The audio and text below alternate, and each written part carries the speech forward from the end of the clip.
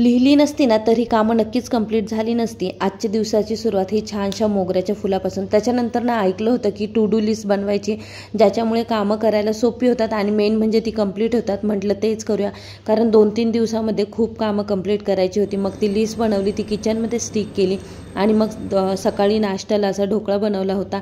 नंतर लिस्टमध्ये लिहिल्याप्रमाणे काही साड्यांचे फॉल आणि काही ब्लाऊजचे अस्तर आणायचे होते, ते घेऊन आले. दुपारी जेवणामध्ये कालचा खिचडी भात राहिलेला होता, तोच मुलांना खायचा होता.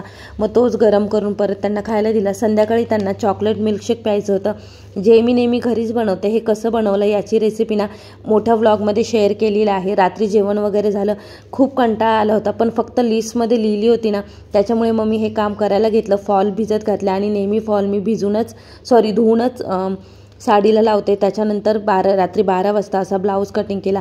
आणि हो, हे खरं आहे, लिहिलं ना की कामं कंप्लीट व्हायला मदत होते. तुम्ही पण नक्की ट्राय करा. बाय.